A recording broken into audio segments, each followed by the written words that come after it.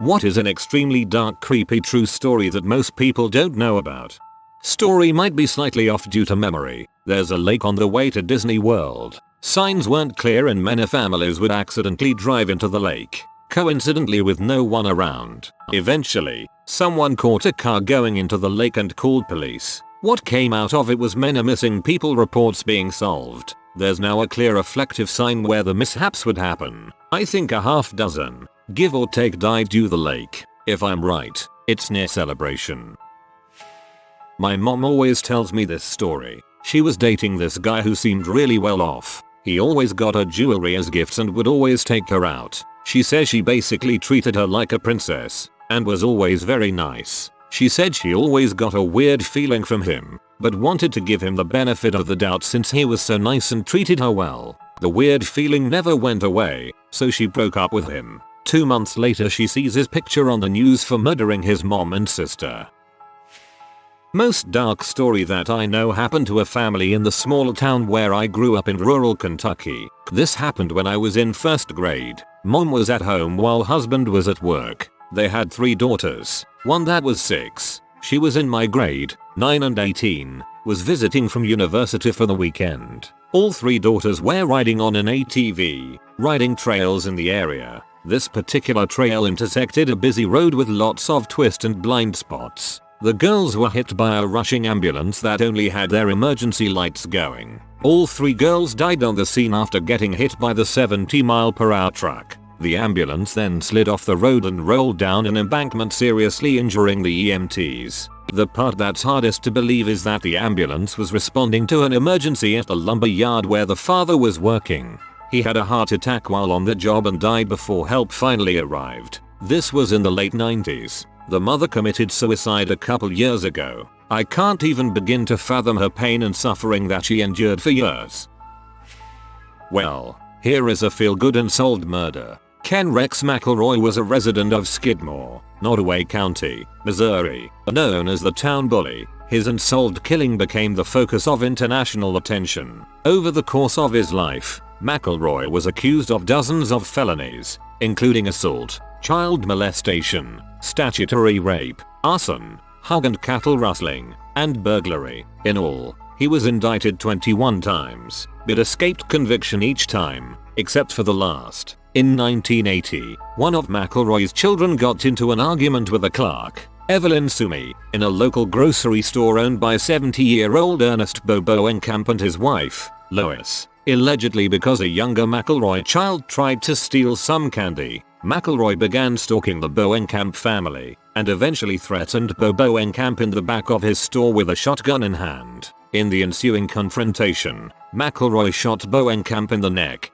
Bowenkamp survived, and McElroy was arrested and charged with attempted murder. McElroy was convicted at trial of assault, but freed on bail pending his appeal. Immediately after being released at a post-trial hearing, McElroy went to the D&G Tavern, a local bar, with an M1 Garand rifle, and made graphic threats about what he would do to Mr. Bowenkamp. This led to several patrons deciding to see what they could legally do to prevent McElroy from harming anyone else. Nottoway County Sheriff Dan Est suggested they form a neighborhood watch. On the morning of the 10th of July, 1981, after his appeal hearing was again delayed, townspeople met at the Legion Hall in the center of town with Sheriff Estes to discuss how to protect themselves. During the meeting, McElroy arrived at the D&G Tavern with Trina. As he sat drinking at a bar, word got back to the men at the Legion Hall that he was in town. After instructing the assembled group not to get in a direct confrontation with McElroy,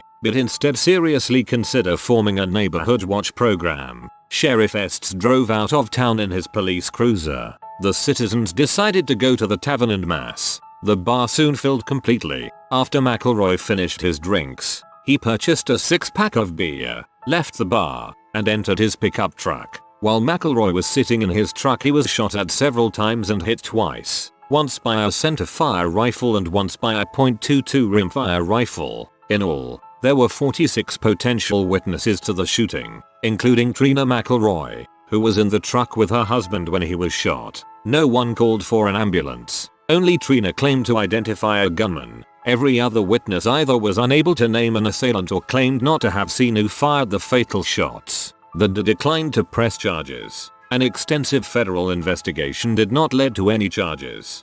Sheriff: well, don't go and do anything like shoot him or lynch him or run him over or tie him up and put him in a pen full of hungry pigs. Just, maybe, form a neighborhood watch or something. Winks. Townspeople: blank stares. Sheriff: okay, I'm hungry. Gonna drive about 25 miles away for some lunch. Just don't take matters into your own hands or anything. Townspeople: The story of Carl Tanzler. Dude fell in love with a younger Cuban girl who was diagnosed with tuberculosis, who later died to the disease. He offered to pay for a tomb for her to be buried into his specifications, which the family accepted, which turned out to be a mistake because he ended up sneaking in and taking her corpse. Later, her sister claims the doctor had been living with the body, so when the cops show up they discover a body coated in wax and turned into a sex doll. One night, at 4 AM on a school night in high school, we were awoken by a SWAT team trying to break our door down with a battering ram. I get into the hallway and look down at the front door, and my dad opens the door and I see bright LEDs on a riot shield, and we all have to come out of our house with our hands up. They searched the house, gathered all electronics, eventually found child pee on my brother's computer. My parents, my sister and I were in the basement while I heard the handcuffs click.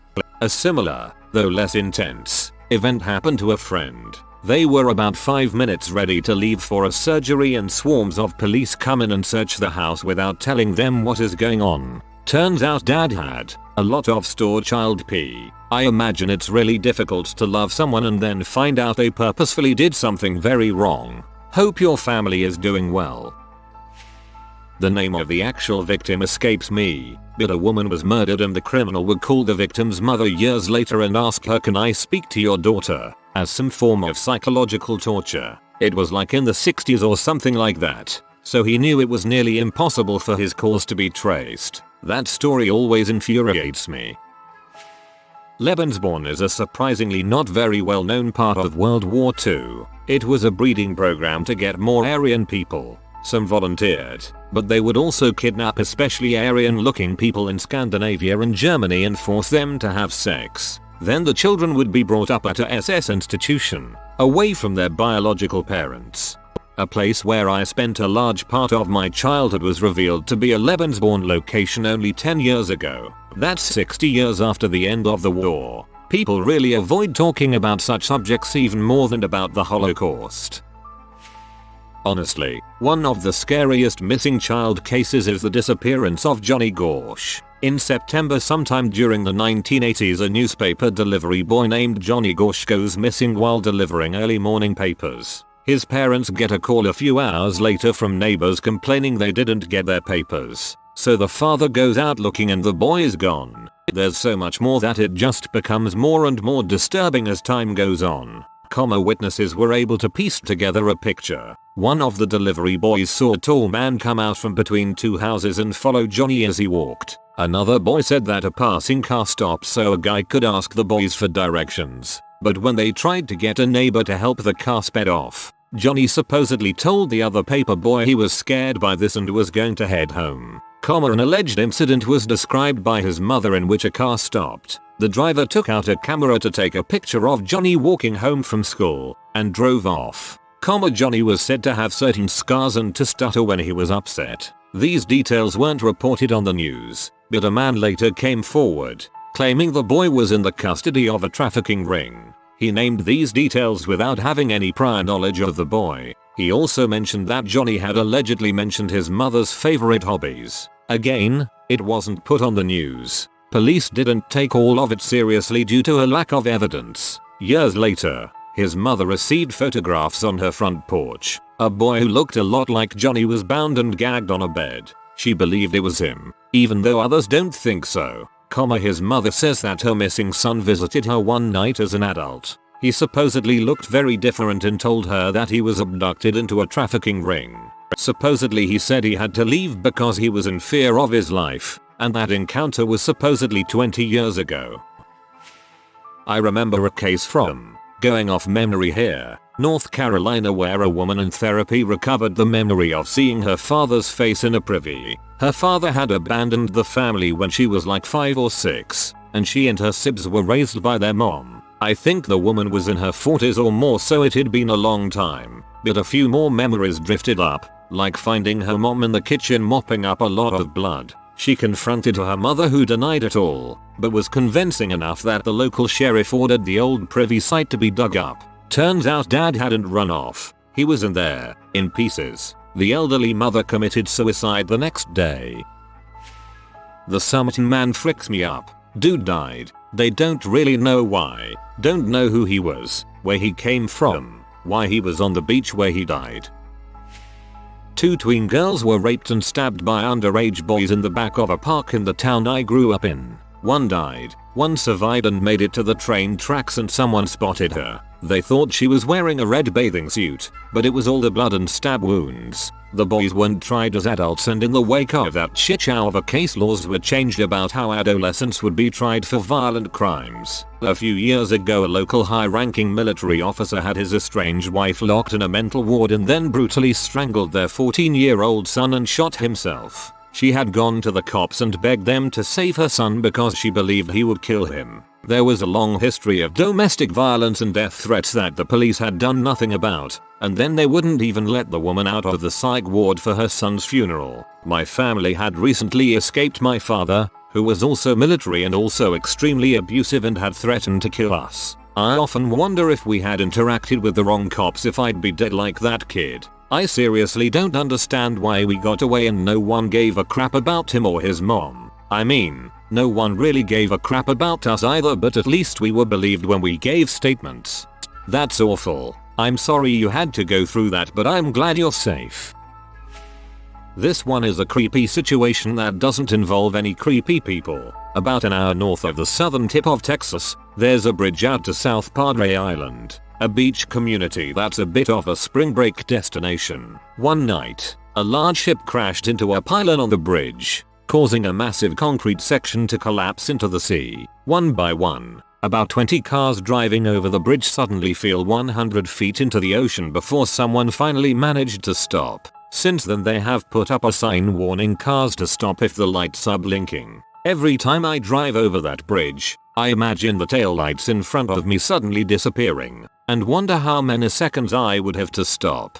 Geez, I just looked this up. I guess nobody except locals heard about it because this occurred a few days after the 11th of September. One section of bridge out, cars just driving off. Apparently it's possible to survive an 85-foot drop into the ocean in a vehicle, as 3 people did. The story about the guy, John Jones, that died upside down after 28 hours in the Nutty Putty Cave has haunted me since I learned about it.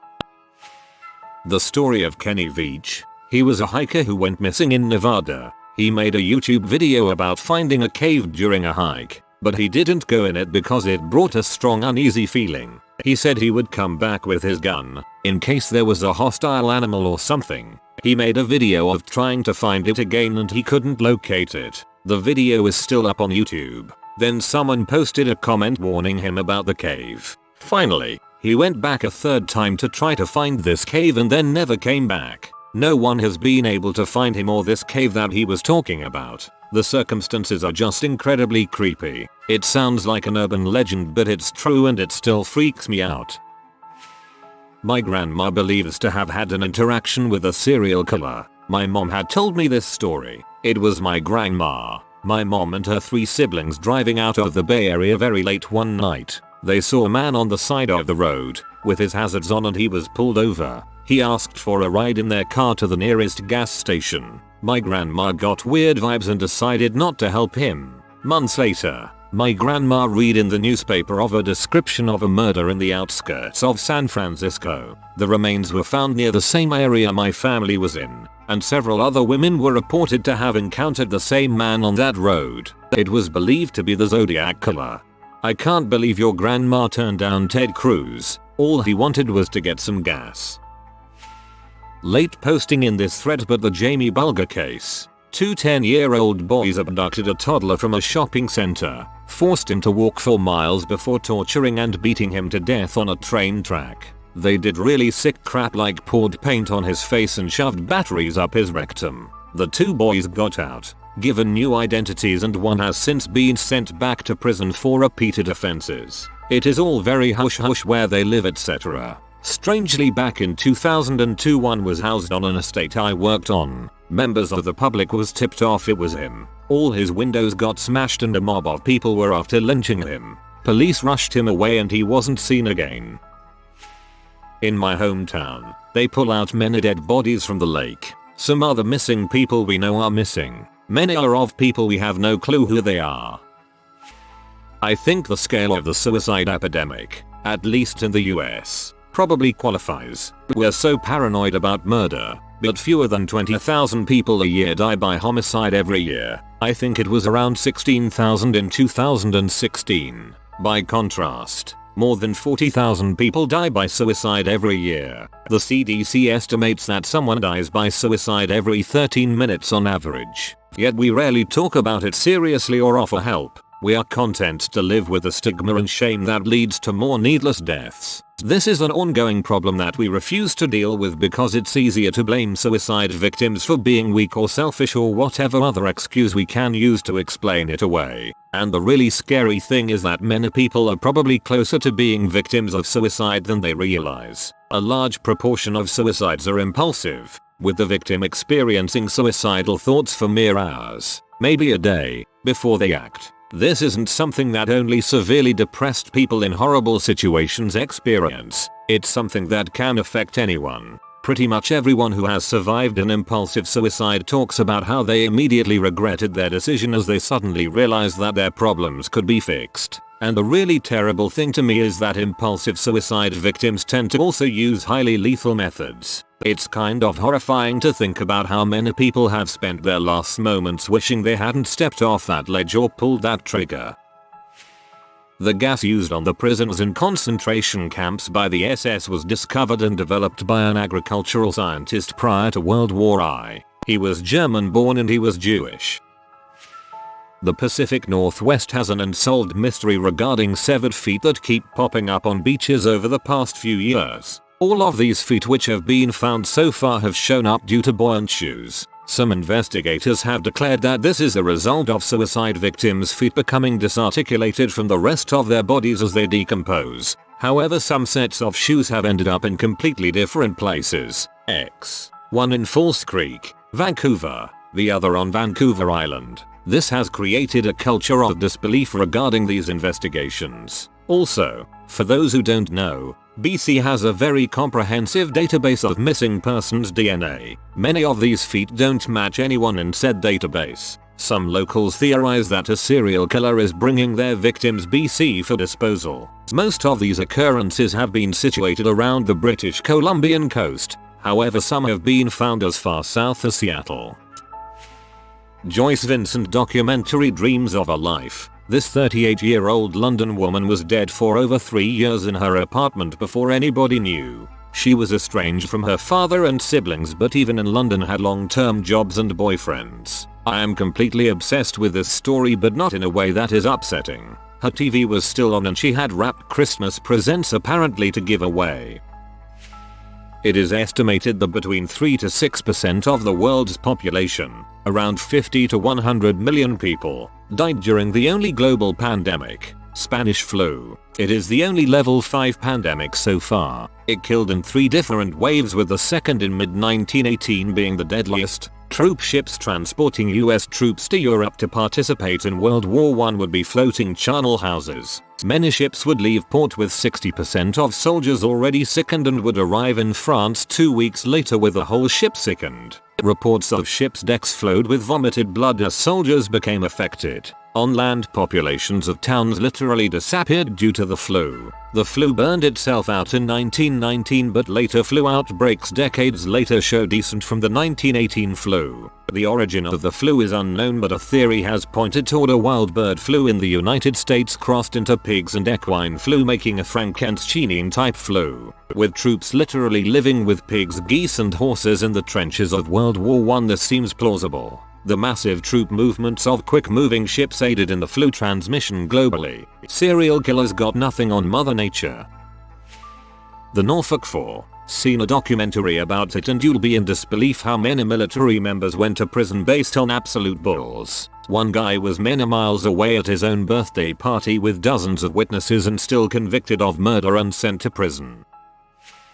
Edgar Allan Poe's story, A Cask of Amontillado, was based on a true story. It was a story he heard while stationed at Castle Island in 1827. There was a guy everyone really liked, named Massey, except one dude, a lieutenant. He hated him. One day they were playing cards. The lieutenant accused Massey of cheating, challenged him to a sword duel, and ran him through. He died. Everyone hated the lieutenant after that. One night, a few people acted really friendly to him and got him drunk, and lured him into the dungeons, where they proceeded to chain him to a wall and build a wall around him, sealing him up in the dungeons and leaving him to die, all while he realizes what's happening.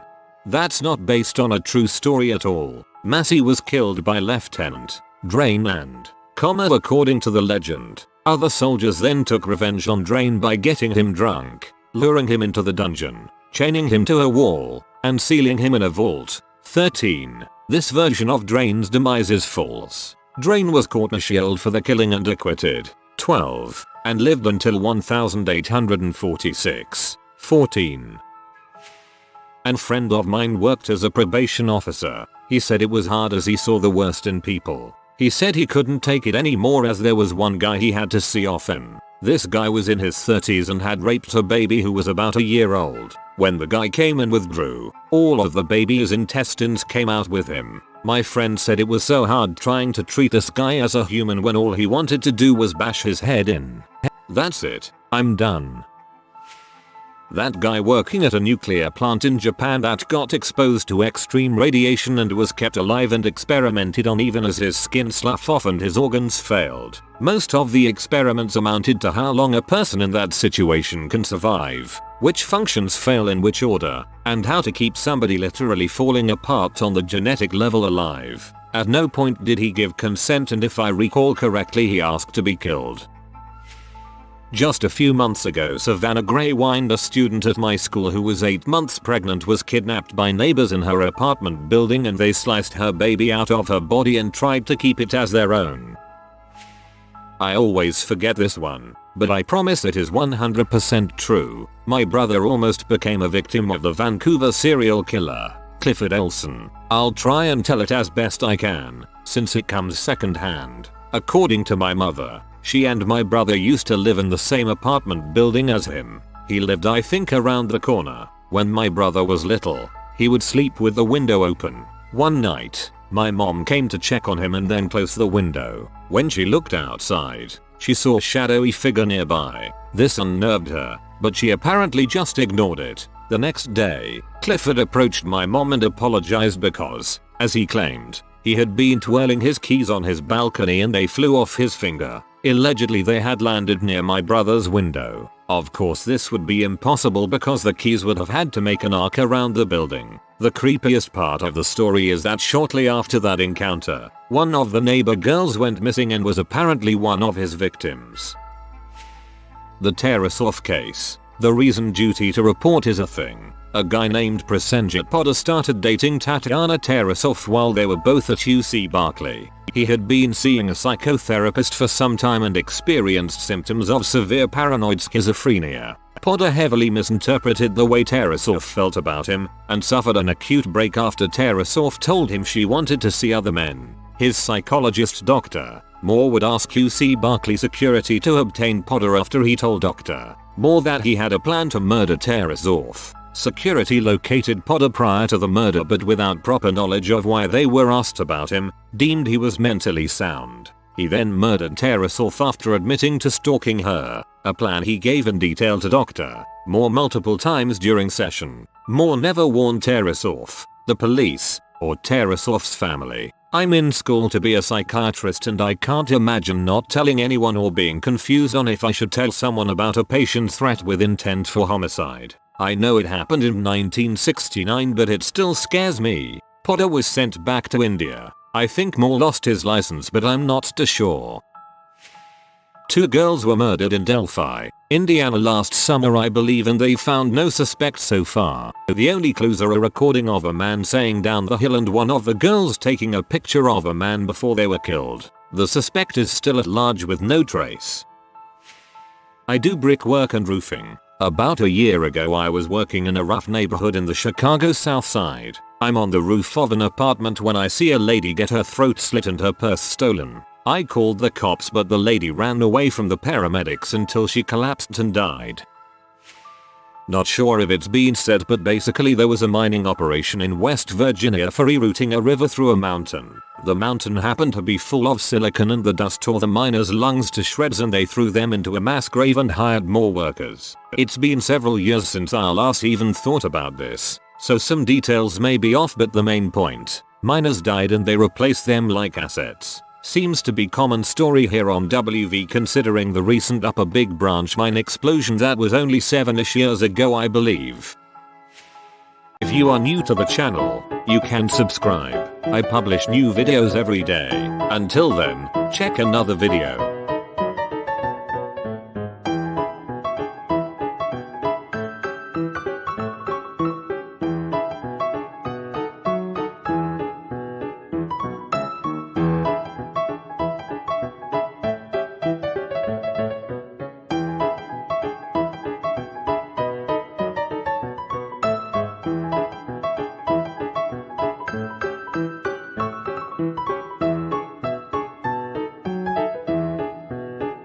Bye for now.